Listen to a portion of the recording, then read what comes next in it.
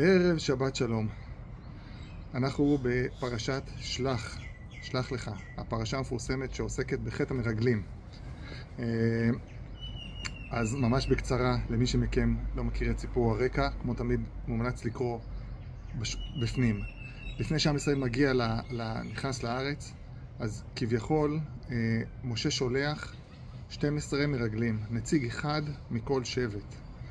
המרגלים האלה הם גדולי הדור, הם נקרא לזה ראשי השבט, אנשים במדרגה רוחנית מאוד מאוד גבוהה. והם נשלחים, 12 האלה, נשלחים לטור את הארץ, לראות את הארץ, לראות מים, לראות משה שולח אותם, לראות את הפירות, את הארץ, את האנשים שיושבים עליה. הם חוזרים אחרי 40 יום, והם מוציאים דיבת הארץ, ובעצם גורמים לכל עם ישראל לבכות ברמה שהוא לא רוצה להמשיך במסע לארץ ישראל. הוא רוצה כביכול חזרה, לחזור למצרים. מתוך ה-12 האלה יש רק 2, יהושע וכלב, שאומרים את ההפך הגמור, כן? הם מיעוט. הם אומרים את ההפך הגמור, אומרים לא נעלה ונאכל לה, לחמנו הם, כן? אנחנו יכולים לאכול אותם. הקדוש ברוך הוא איתנו, בואו נעלה ונירש את הארץ. אוקיי.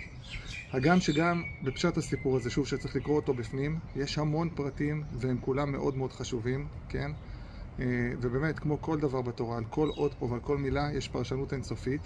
אני רוצה להסתכל רק על מקוצר הזמן, באמת על נקודה 1 או 2, כמובן שרלוונטיות גם עד אלינו. אז קודם כל שנייה במבט מקרו, כן? ארז, את זה למדתי ממך. קופאץ', כן?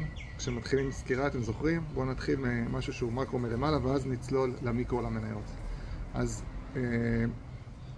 כשמסתכלים מקרו על התורה, יש רק 2 עבירות, או 2 נפילות, תקראו לזה, שאחריהן כביכול מגיע עונש שהוא כמעט כליה. כן? האחד זה חטא העגל, אחרי מעמד קבלת התורה בהר סיני, והשני זה חטא המרגלים אצלנו בפרשה. גם פה, אחרי שהמרגלים חוזרים וכל הסיפור, הקדוש ברוך הוא כביכול אומר למשה, תקשיב, אני הולך להשמיד את עם ישראל. הם כל הזמן מלינים תלונות, ובמקום לראות את הטוב שאני נותן להם, הם רואים רק את הרע. ואני אעשה, במקום זה, אני אקים אותך, אני אעשה ממך עם ישראל חדש כביכול. כן, יש רק 2 מקומות בתורה שזה מופיע, כאמור, אחרי חטא העגל ואחרי חטא המרגלים. יש כמובן קשר כנראה בין החטאים האלה. בכל מקרה, גם פה משה רבנו מתפלל לקדוש ברוך הוא ואומר לו, תקשיב, יש לי טיעון מנצח. מה הטיעון המנצח? אומר משה רבנו, אם אתה תשמיד אותנו במדבר, יהיה חילול השם. המצרים יגידו, הנה, הוא הוציא אותם ממצרים, אבל הוא לא יכל להכניס אותם לארץ, כן? הוא לא מסוגל כביכול להתמודד עם מלכי כנען שיושבים בארץ, אז הוא הרג אותם במדבר. ולכאורה הטיעון הזה הוא הטיעון שמשכנע את הקדוש ברוך הוא להגיד, אוקיי, סלחתי כדבריך, ועכשיו למרות שסלחתי לך, ומשה מתפלל שמשה מיד אומר שם 13 מידות של רחמים, שהוא למד אותם בעצמו מהקדוש ברוך הוא כשהוא עלה לשמיים, כן? תסתכלו בפרשה, יש שם גם רש"י מעניין. בכל מקרה, משה אומר 13 מידות של רחמים, כדי להציל את עם ישראל, והקדוש ברוך הוא אומר לו, עדיין, גם אחרי שמחלתי על חטא העגל, סליחה, על חטא המרגלים, יש עדיין מחיר. מה המחיר? העם כולו שבכה עכשיו ולא רצה להיכנס לארץ, לא יזכה להיכנס לארץ, אלא הם יהיו 40 שנה במדבר, כל יום שהמרגלים הלכו בארץ כנגד שנה שהם יהיו במדבר. כן, 40 יום הם הלכו בארץ, אז 40 שנה במדבר, עד שימותו כל הגוי הזה. זאת אומרת, כל מי שמעד גיל 20 ב-40 שנה האלה ימות, ויגדול דור חדש של ילדים, דור חדש של ילדים, שלא חטאו בחטא המרגלים, רק הם יזכו להיכנס לארץ. ואומר לו הקדוש ברוך הוא, יש רק 2, משה וכלב ויהושע, שרק הם יזכו להיכנס לארץ. לא רק שיזכו, יהושע יהיה המנהיג שהכניס את עם ישראל לארץ, וכלב יקבל אחר כך את שכם, משבט יהודה, גם את חברון, כן? אז בעצם מיד עולה השאלה, טוב, מה כל כך נורא בחטא הזה? חטא העגל יותר מובן, כן? שנייה אחרי שירדנו מהר סיני, הקדוש ברוך הוא מתגלה לעולם, אנחנו כביכול נופלים במשהו שהוא קשור לעבודה זרה. שם זה עוד יותר ברור למה זה משהו שהוא כל כך יסודי שמפרק את הכל. אבל לכאורה, בחטא המרגלים, למה החטא הזה הוא יותר דרמטי כל כך מכל יתר הנפילות שהיו לעם ישראל במדבר. עכשיו, מדובר בדור מאוד גדול, תבינו, חז"ל אומרים דור דעה, זה הנשמות הכי גבוהות שהיו לעם ישראל, הם הנשמות שקיבלו את התורה, הם הדור שיצא ממצרים וקיבל את התורה. כן? השורשים של הנשמות של כולנו, זה הדור הזה. אז איך משהו כזה שנראה לנו לכאורה, מה בסדר, אז הם קצת דיברו לא בסדר על ארץ ישראל, איך זה הפך להיות משהו כל כך מהותי וכל כך דרמטי, שגם רואים את זה מהתגובה של הקדוש ברוך הוא, כן, גם הדור הזה כולו אחר כך לא זוכה להיכנס לארץ, מלבד יהושע וכלב, שלא נפלו בחטא המרגלים. אז לפני שאני מתחיל לענות, עוד נקודה קטנה מעניינת, תראו איזה, איך בהפוך על הפוך. הנושא שלמניין צריך 10, כן, מה שנקרא, כל דבר שבקדושה צריך 10, למשל כשאומרים בתפילה קדיש או קדושה או ברכו, מה שנקרא מניין, כן?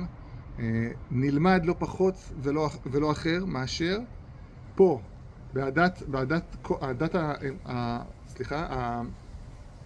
המרגלים נקראים, כן, העדה הרעה הזאתי, ועדה, היו 12, הרי יהושע וכלב לא חטאו, אז נשארו 10.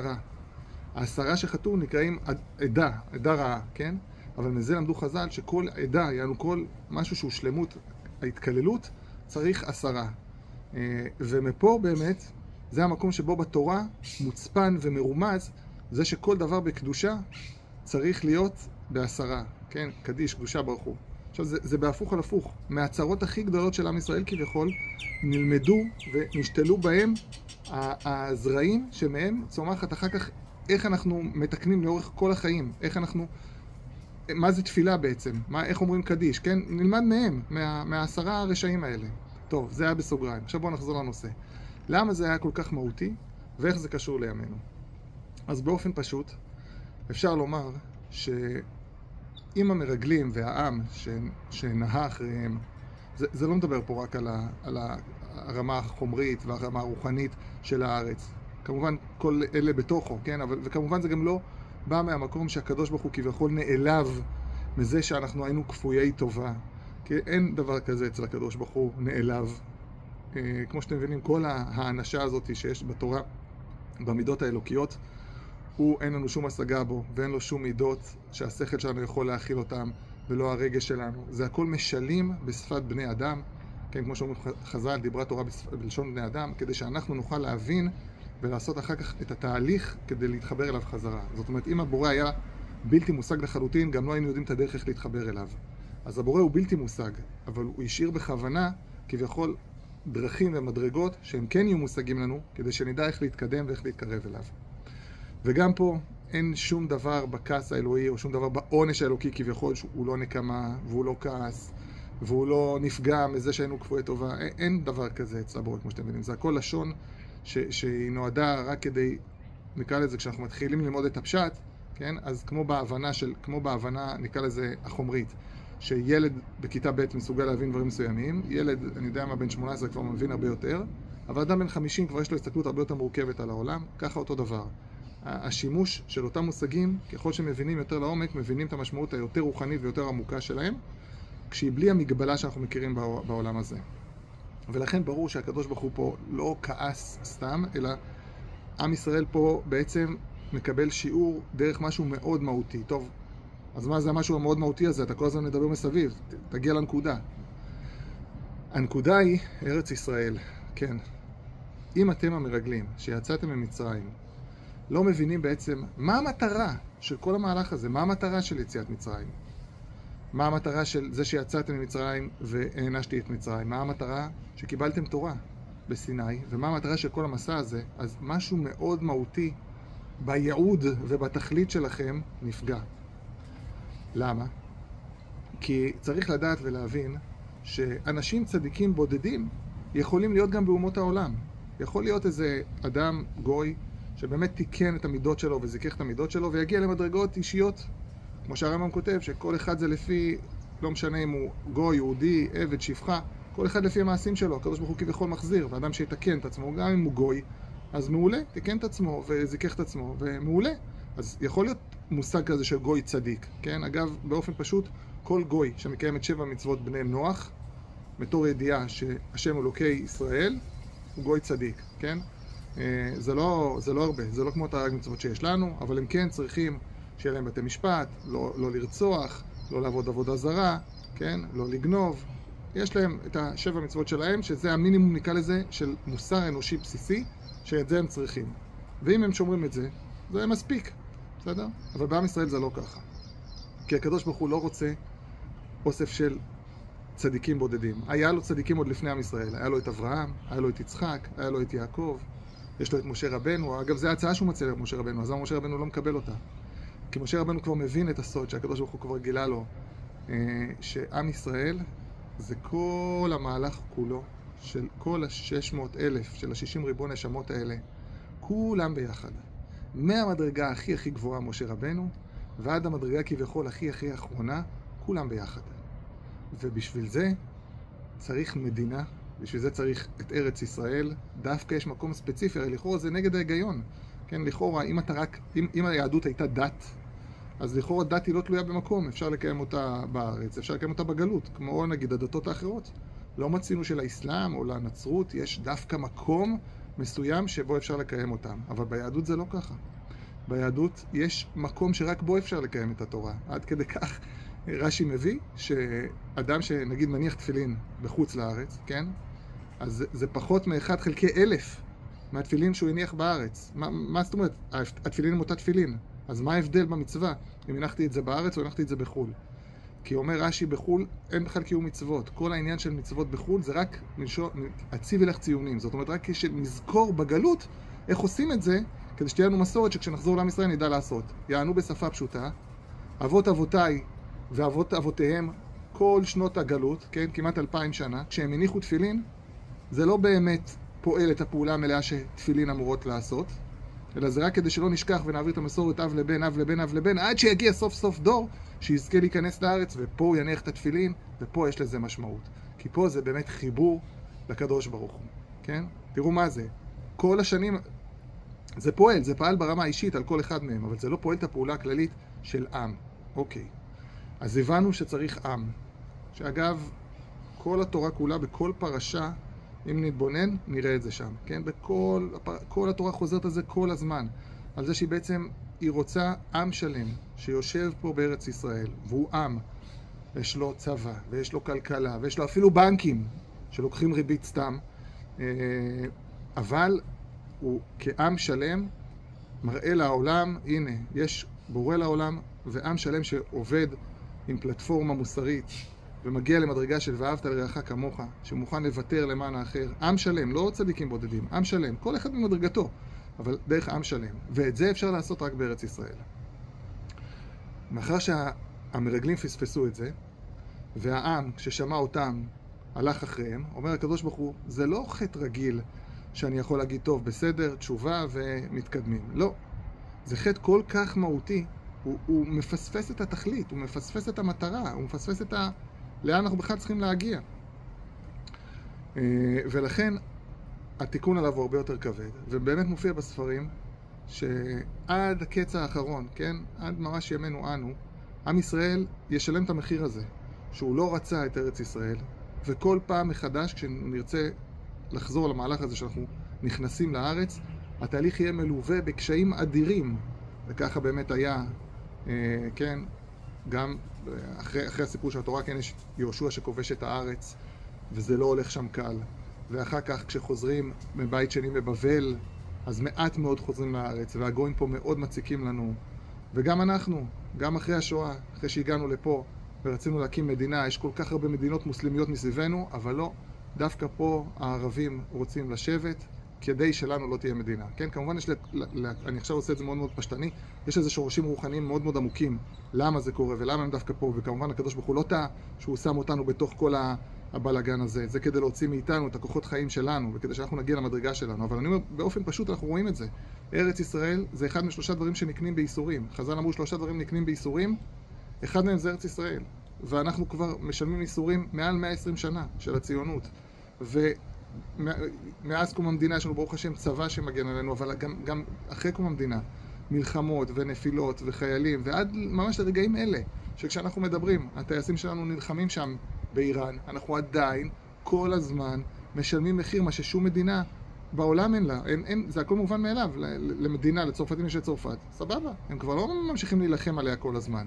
לא, בעם ישראל זה משהו אחר לגמרי.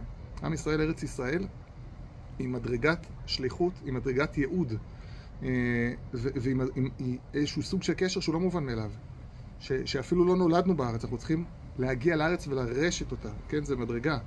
והיחס בין הארץ אלינו היא כמו זוג אוהבים.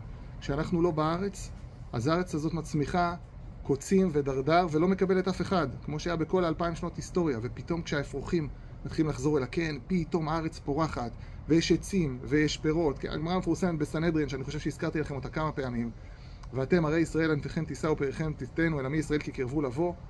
אומרת שם בגמרא, אמר רבי אבא, אין לך קץ מגולה מזה. זאת אומרת, כשארץ ישראל נותנת פירותיה, הנה אתה יודע שזה תהליך של קיבוץ גלויות. וברוך השם, באמת ברוך השם, אנחנו חיים בתוך מדינה, ויש לנו צבא שמגן עלינו, ואנחנו לא זקוקים לחסדים של האחרים. ואתם יודעים מה בינינו, בלי שאף אחד ישמע? אני אישית גם ממש מבסוט מזה שישראל היא זאת שתקפה באיראן, ולא האמריקאים. כי אנחנו אלה שצריכים להוביל את המוסר האלוקי בעולם, ואנחנו אלה שצריכים לפעול ולהראות שאנחנו באמת לא מפחדים מאף אחד, כי אנחנו חיים מהבורא, ולא משום כוח של שום מעצמה. ואתם לא מאמינים איזה הקרנה זה עושה עכשיו לכל העולם, זה שאנחנו, עם ישראל, כן, אנחנו, אלה שהם חשבו שלפני שנה וחצי הם מחסלים את כולנו, כמה כאלה על כפכפים וסנדלים וטויוטות, אז הנה, פירקנו אותם, ופירקנו את חיזבאללה בצפון, וגם בחות'ים נתנו בראש, ועכשיו אנחנו מפרקים את ראש הנחש באיראן. זה קידוש השם. זה קידוש השם. זה מראה, עם ישראל הוא מעל הטבע. זה לא הגיוני שעם כזה קטן יצליח. זה לא הגיוני שעם כזה קטן, ש2000 שנה כולם ניסו להשמיד אותו. הנה הוא קם, והוא חי, והוא בועט, ויש לו בתוכו הכל. יש לו מדע וכלכלה ואומנות ושמחה. אין לכם מושג כמה אנחנו נחשבים אנשים יותר שמחים ביחס לעולם. אגב, גם במדדי העושר של ה-OECD, אבל גם בכלל, אתם יודעים, כשמדברים עם אנשים מחו"ל, פתאום אנחנו מבינים שמה שלנו נראה מובן מאליו, הם בשוק מזה. כן, היה לי אחיינית מאוסטרליה שהייתה אצלנו פה השנה, והיה לה גם את החברות שלה כשהיא דיברה איתם מאוסטרליה. הם היו בשוק, הם רואים את הסרטונים מהארץ, הם רואים אנשים הולכים ברחוב, רואים חייל, מתחילים לחבק אותו, אומרים לו, השם ישמור אותך, מתחילים לברך אותו בדמעות, כן, הזקנים. אחרי זה הם רואים חיילים נכנסים למסעדה, בא איזה מישהו אומר, עזבו, אני משלם עליהם. הם אומרים, תקשיבו, אין דבר כזה בעולם, אין דבר כזה בעולם. אתם חיים בתוך הנס הזה, אז אתם לא מבינים. אבל אין דבר כזה בעולם, זה רק אצלכם ככה. עכשיו, מרוב שכבר נראה לנו, כאילו התרגלנו, זה נראה לנו מובן מאליו. אבל אתם מבינים שאנחנו חיים בתוך עם של צדיקים. עם שכולם מוכנים לתרום לכלל, עם שכולם מרגישים את האחריות של שרשרת הדורות, עם שכולם מרגישים את החיבור שלהם, את ההבנה שלהם, את זה שהם רקמה אחת. ולכן, ברוך השם בדורנו, שאנחנו זוכים לתקן את חטא המרגלים, אנחנו זוכים ליישב את הארץ ולהילחם עליה, וגם ברוך השם לרשת אותה, כן? זה עוד לא הסוף, אל תדאגו, הקדוש ברוך הוא הבטיח לנו את כל גבולות הארץ, עד הגרגר האחרון אנחנו נקבל, כי ההבטחה האלוקית היא חייבת בסוף להתקיים, כן? אבל אנחנו צריכים לדעת ולהבין מתוך הפרשה הזאת, כמה זה מהותי, האמירה הזאת של המרגלים, כן? שלצערנו הרב גם הדים שלה נשמעים עד היום, כן? המילקי בברלין זול יותר. זה אותו שורש. זה אותו שורש מאז, מחטא המרגלים. ועד ימינו אנו. לא, והנה פתאום קם עם כלביא, כאריה. וואו, אתם צריכים לדעת כמה אפשר לדבר רק מחז"ל על הדימוי הזה של לוי ואריה, ואיך השם הזה מייצג ממש את המלחמה של הגאולה. אז הנה, ברוך השם, אנחנו זוכים באמת להיות בתוך ימים כפשוטו, של ניסים גדולים ועצומים. ואני רוצה לציין עם עוד דבר אחד שלכאורה הוא צדדי בסיפור, אבל אני כן שנייה רוצה להתבונן בו. תראו, חז"ל שואלים, איך יכול להיות שהמרגלים האלה, שאמרנו בתחילת הסרטון, שהם היו אנשים גדולים, הם היו ראשי השבט, כן, אנשים ברמה רוחנית של כולם עם רוח הקודש, כולם במדרגה של, אין לנו בכלל השגה במדרגות האלה. האנשים הכי גדולים בכל שבט. איך הם נפלו בחטא המרגלים? אז יהושע וכלב סבבה, לא נפלו. אבל איך 10 האחרים נפלו? איך זה יכול להיות? איך יכול להיות שאנשים כל כך גדולים ייפלו? ובסוף, גם התשובה של הזוהר וגם התשובה של חז"ל, בכל הווריאציות, יש נקודה אחת שצריך מאוד מאוד להיזהר בה. גם אנשים מאוד מאוד גדולים יכולים ליפול בנגיעה אישית. ובגדול, על פי ההסבר של הזוהר, המרגלים האלה הבינו שבמדבר הם ראשי השבטים, אבל יכול להיות שבארץ מתחיל תהליך אחר. כן, כי בארץ צריך לחרוש את האדמה, ולזרוע, ולגדל, פה הכל יורד להם מן מן השמיים, בארץ צריך צבא, פה הם לא צריכים צבא, יש להם עננים ששומרים עליהם. ואז הם אמרו, רגע, ואם הכל משתנה, אולי גם המעמד שלנו ישתנה. ומספיק שעברה להם רק מחשבה אחת כזאת בראש, שזה קצת נגיעה אישית ברמה של האנשים האלה, נגיעה אישית קטנה, כבר יכולה להביא אותם, כי הקדוש ברוך הוא מדקדק עם צדיקים כחוט השערה, כן? צריך לדעת את זה. כדי שתהיה בחירה חופשית, אז זה הפוך מאומות העולם. בעם ישראל, ככל שאתה עולה יותר למעלה, נגיד אצל משה רבנו מילה אחת מיותרת, מחשבה אחת לא במקום, הקדוש ברוך הוא יקפיד עליו, כמו שמבחינתנו זה, אני לא יודע איזה עבירות אנחנו נעשה, זה לא יגיע למדרגה הזאת. למה? כי ככל שאתה קרוב יותר ועולה יותר למעלה, ככה אתה צריך יותר להיזהר ויותר לבחון איך אתה חושב, איך אתה מדבר ואיך אתה פועל. ולכן המרגלים, שהיו באמת אנשים גדולים, כן, נפלו באיזה נגיעה אישית. זה הוביל אותם להיות איפה שהוביל אותם. עכשיו תראו, זה גם עובד הפוך. הרבה פעמים אנשים אומרים, במיוחד בעולם המודרני שאנחנו נמצאים בתקשורת, כן, הוא עושה את מה שהוא עושה רק ממניעים אישיים או רק ממניעים של כבוד. צריך לדעת שאת הבחינה הזאת רק בורא עולם יודע. ויכול להיות בן אדם שלנו נראה שהוא פועל מתוך כבוד או מתוך שיקולים אחרים, אבל הוא באמת פועל למען עם ישראל. הוא באמת פועל והוא רוצה את טובת עם ישראל. ואם הוא כזה, הקדוש ברוך הוא יודע שהוא כזה, אז כל מי שמדבר עליו מסביב זה לשון הרע. כן, וכבר ראינו בסרטונים הקודמים, בפרשה הקודמת, לאן מובילה לשון הרע, עם הסיפור של מרים והצרעת. מצד שני, יכול להיות בן אדם שנראה כלפי חוץ, שהוא ממש ממש בסדר, אבל הוא פועל רק ממניעים אישיים, כמו שקרה פה כביכול למרגלים, זה ייגמר רע מאוד. ולכן חשוב מאוד שלא ננסה לשפוט אחרים, ולא נפיל ישר את הביקורת שלנו, כי אנחנו מסתכלים על החיצוניות. והקדוש ברוך הוא יראה ללבב. כן? אנחנו מסתכלים על מה שנראה לנו, וישר אנחנו מקטלגים בתבניות. הקדוש ברוך הוא רואה את הכוונה של אותו בן אדם. ואם אותו בן אדם פועל עם כוונה נקייה, להיות שליח לעם ישראל, לעשות את רצון השם, לא יעזור כל מה שיגידו מסביב, הוא יצליח בדרך שלו, והקדוש ברוך הוא יוביל אותו וישמור עליו. נכון, זה דרך קשה, אבל אנחנו רואים את המעשה החיצוני, אנחנו לא קוראים את המחשבות, ולכן חז"ל מאוד מאוד הזהירו, ואמרו צריך לדון כל אחד לקו זכות, וללמד זכות על כל אחד. כמו שהקדוש ברוך הוא מלמד זכות עלינו ועל כל אחד מאיתנו, אל תמהר לשפוט, אל תמהר להגיד, הוא פועל ממניעים לא נכונים, אתה לא יודע איזה מניעים הוא פועל, ואם הוא באמת פועל ממניעים נכונים, אז הדרך שלו בסוף תצליח. אם הוא פועל ממניעים לא נכונים, כמו המרגלים, זה ייגמר רע מאוד. אבל את זה נדע בסוף הבירור. ולכן לפעמים אנחנו בתוך הדרך, מאוד קשה לנו לדעת מי שייך לקבוצה הראשונה ומי שייך לקבוצה השנייה. זה לפעמים ממש ממש כחוט השערה ההבדל בין שתי הקבוצות, ומאוד מאוד קשה לדעת. אז בסיום הפרשה, יש פרשה שלכאורה לא קשורה בכלל לכל הפרשה הזאת, אבל גם שם מופיע פרשת ציצית, שבה מופיע הציצית והתכלת, וגם שם מופיע הלשון של לטור, לא תטורו אחרי לבבכם ואחרי עיניכם אשר אתם זונים אחריהם, כמו לטור את הארץ שהתחילה את הפרשה. והתורה אומרת, הנה, לפעמים מצוות ציצית קטנה שאדם שם על עצמו, היא נותנת את כל השינוי בראייה שלו ובהסתכלות שלו על המציאות. נזכרתי בזה כי באמת בתחילת המלחמה היו המון אנשים שלכאורה לא לבשו לפני כן, פתאום התחילו, היה לנו בחור בסופר שאני קונה, בחור לא יודע, נראה לי כזה, לפני צבא כזה, יהודה לפני בית כזה, שעובד שם בסופר. באמת תחילת המלחמה, ראיתי אותו הולך ככה עם ציצית. בלי כיפה, הוא לא בא מקבוצה של בית ספר דתי או משהו כזה. התחיל ללכת עם ציצית שם בסופר, וחצי מהסופר שם מוכרים בני דודים. ושאלתי אותו, אמרתי לו, קודם כל, אמרתי לו, קיבלתי ממך ממש חיזוק. ושאלתי אותו, תגיד, מה גרם לך להתחיל ללבוש ציצית? למה התחלת ללבוש ציצית? אז הוא אמר לי בפשטות, הוא אמר לי ככה, תראה, החיילים עכשיו נלחמים ומוסרים את החיים שלהם למעני.